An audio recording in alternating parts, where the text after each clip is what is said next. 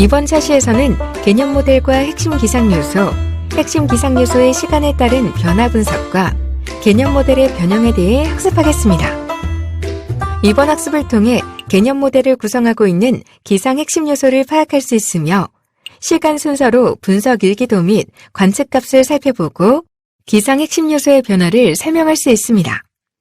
그리고 개념 모델을 실제 상황에 맞추어 변형할 수 있게 될 것입니다.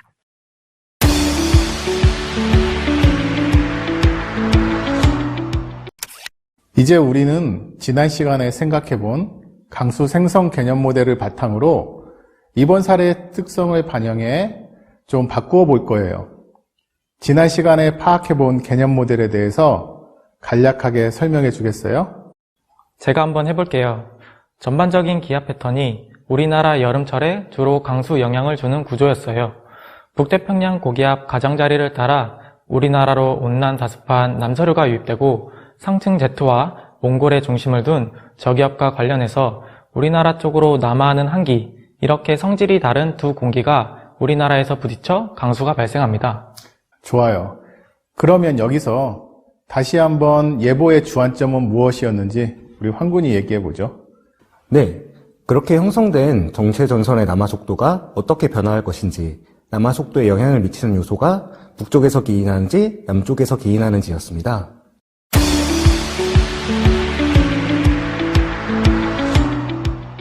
좋습니다. 우리가 지금까지는 현재 시점의 기상 상황을 분석했어요. 이제는 미래의 예보 주안점을 알기 위해 과거부터 현재 시점까지의 강수를 만드는 기상 핵심 요소가 시간에 따라 어떻게 변화해 왔는지 살펴봐야 돼요. 그러면 어떤 자료를 보는 게 효과적일까요? 특별한 건 없어요. 우리가 지금까지 분석했던 위성과 레이더, 그리고 일기도를 통해서 시간이 변화함에 따라 어떤 형태로 종간 패턴과 중규모적 강수 패턴이 변화했는지를 살펴보면 됩니다.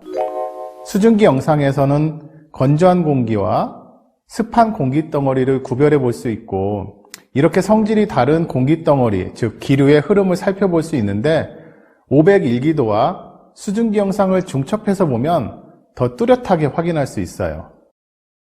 지금까지 분석한 내용을 위성 영상에서도 확인할 수 있는 거네요? 그런데 확인하는 것 외에도 무엇이 필요할 것 같은데요? 그렇죠. 지금 이 시점부터는 대기 흐름의 변화를 읽어야 해요. 포인트는 티벳 고기압의 흐름의 줄기인 몽골 남쪽 바레만에서 산둥반도로 이어지는 고기압성 순환, 그리고 몽골 동쪽에 위치한 저기압의 흐름 뒤쪽에서 우리나라로 유입되는 건조 공기의 침투입니다. 시간이 지남에 따라 이 몽골 동쪽 저기압 후면에서 남하하는 공기가 저기압의 흐름을 따라 지속적으로 서쪽으로 누워진다는 것을 파악할 수가 있습니다. 또 위도 40도 선 아래쪽을 보면 지속적으로 산둥반도로부터 우리나라까지 대리운들이 계속 피어나면서 동진해 오는 것을 확인할 수 있어요. 위성은 구름의 상당은 관측하는 것이니까 대기 하층은 잘 가려져서 보이지 않는다는 점에 유의하셔야 해요. 자, 다음 일기도를 한번 볼게요. 아까 봤던 851기도네요. 그렇죠. 이 일기도의 시간적 변화를 통해서 우리나라 남쪽과 북쪽의 기압 패턴 변화 추이를 살펴봐야 해요. 어제부터 하루가 지나면서 북태평양 고기압은 서쪽으로 약하게 확장 또는 정체해 있음을 알 수 있어요. 그리고 우리나라 북쪽에 내몽골에 위치한 고기압이 남동쪽으로 내려오면서 더 강하게 우리나라로 다가오고 있군요. 북쪽 찬 공기와 남쪽 따뜻한 공기 사이에 세력 다툼이 강해지는 느낌이네요. 그거예요.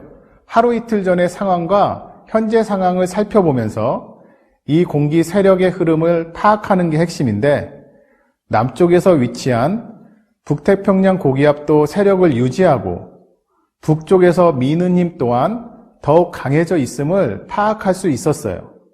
이것은 바로 정체 전선을 더욱 강화시키는 요인이 될 수 있음을 의미하죠.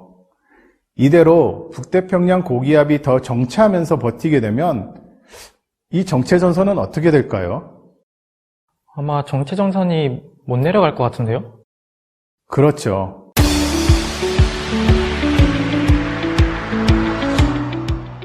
자, 그러면 개념 모델을 다시 꺼내 한번 이야기해 볼까요? 북쪽의 한랭 건조한 공기의 방향이 우리가 생각보다 계속 시간이 지남에 따라 서쪽으로 더 기울어지고 있다는 것을 알았어요. 또한 북태평양 고기압이 서쪽으로 확장 또는 정체하면서 고온 다습한 공기의 침투도 서쪽으로, 즉 남쪽 성분보다는 남서쪽 성분을 가지고 계속 기울어져 있다는 것을 알았어요. 이런 근거를 바탕으로 이 전형적인 개념 모델을 살짝 바꾸어 보겠습니다. 먼저 저기압의 위치를 더 동쪽으로 변경하고 규모도 키우면서 북쪽 한랭 건조한 공기의 방향이 더욱 서쪽으로 기울어지게 됩니다. 동시에 북태평양 고기압 또한 서쪽으로 확장하는 형태로 변경하게 되면 정체전선이 동서로 더욱 눕는 형태가 됩니다. 아, 처음에 말씀하신 개념 모델을 변형해보는 사고 단계가 바로 이 부분이군요. 네, 그렇죠. 정리해보면 결국 정체전선은 기본적인 개념 모델보다 더 동서로 눕고 이러한 형태가 될 경우 정체전선의 지속기간이 늘어나거나 남북 이동이 더뎌질 것을 예상할 수 있습니다. 정체전선이 남북 이동을 하지 않고 말 그대로 정체한다면 강수량이 어느 특정 지역으로 집중될 수 있다는 의미가 되겠네요. 예보관으로서 한시도 어떤 것도 소홀히 하면 안 되겠다는 생각이 들어요. 맞습니다. 그런 생각을 앞으로도 잊지 않길 바라요.